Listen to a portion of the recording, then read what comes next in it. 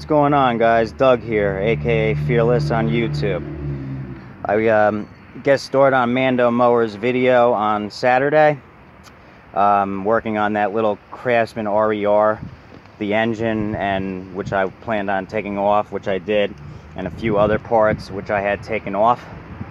And so this transaxle, this MTD transaxle, I listed it on eBay Sunday, and I sold it today, Tuesday morning. Now, I saw them going for averaging 150 on eBay, and I said, you know, what the heck, I got it for free because of my boy Mando. He hooked me up, and I figured I'm just gonna list it for 115 plus shipping. So I sold this for 115 bucks plus shipping. So I'll gross, no, I'll net, I'll gross 100 bucks, no problem. Just wanted to show a couple of my machines that I'll be working on using the parts from that machine that Mando gave me. Here's this 1990 Murray-made Craftsman RE 2000. The tires on this unit were shot, but otherwise it's actually a good machine, and it came with the bagger. And my uncle sold one of these last year for $350 without the bagger. This has the 10 horse Tecumseh, and I know a lot of people don't like Tecumseh and they talk crap about Tecumseh, but this motor on here, this sucker runs strong. He had it on his same exact engine. This son of a gun runs strong as hell. 10 horsepower, 358 cc. So I'm going to go ahead and transfer those tires onto this machine because these tires were shot. And then I'll turn around with the bagger, and I should be able to make about 400 bucks on this machine cleaned up. And if you look at my videos, you'll see before I go to sell anything, my stuff looks spick and span mint once I get done with it. So that's how I get top dollar for my stuff. This stuff back here is all stuff that is either not in good enough shape to fit into the garage, or also I got for free. Stuff in the garage is either even nicer and or done, and I don't want it sitting outside. Got this unit free. It's just the back tires leak air. Just basically needs a tune up, and that's gonna run. That's got the 17 horse brakes, 17 and a half horse brakes. This snapper right here, and this is a really nice snapper. I think it's a 26 inch. The machine itself is in really nice shape. You know, it's a high vac. It's late 80s. It's got a 6 horse Tecumseh.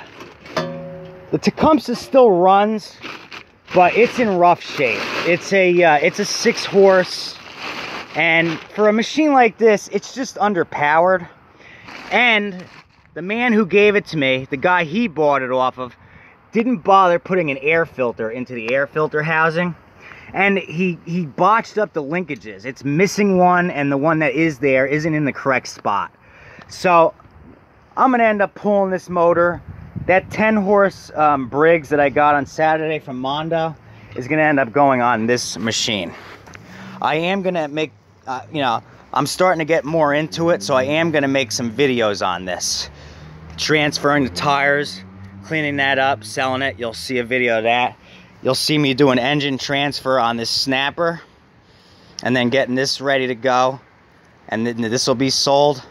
I have another one of these that's my personal mower that I use to maintain the garage's property. It's a 30 inch, and it has a 12 horse Briggs flathead, which it was upgraded to. It originally had, I believe, a 8 horse Briggs, but the man who gave me that free upgraded that one to a Briggs 12 horse flathead, so that thing runs super strong, and that's my personal mower. So that's what I use now in place of my older Aaron's 10,000 series track team rotary mower. I was using that for a while, and that thing's a hog. I had put a Predator 212 on that. That's the machine that can accept the snowblower in place of the mower. You know, it has the attachment, so I have the mower attachment. I'm probably going to end up selling that Aaron's machine. And I also have a brand new Lawn Boy all-wheel drive walk behind. That sucker's brand new. I got that in the late fall. It just needed a carb clean. I got that for nothing, and it looks brand new. So I kept that as my walk behind. So that's what I use. I use my Snapper RER and my Lawn Boy AWD. And then this LT 4000, it's actually in decent shape, and I have a spare seat for it now with a seat cover. So I'll bring this back to life too. I get almost 500 for these silver ones. They're built strong. With the bagger, I've gotten as much as 650 for the old silver ones. So I just wanted to give you guys an update. There will be more in-depth videos coming soon now of me. I'm starting to get into it more now that I've guest starred on Mando's mowers. My real problem is, one, I've got to learn how to do things on cue. Like, that was my first time doing it, and it wasn't bad for my first time. And two, I need to get good editing software.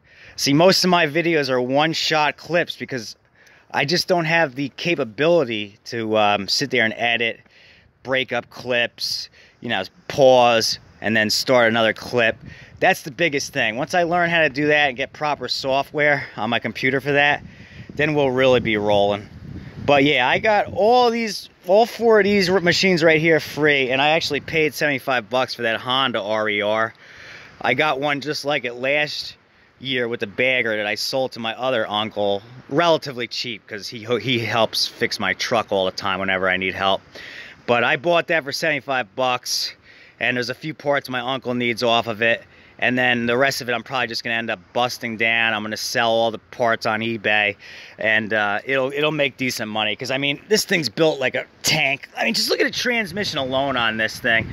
That's a beefy ass transmission. Good 9-horse Honda engine. I mean, this was actually imported from Japan. They don't do that anymore. They make them in North Carolina now.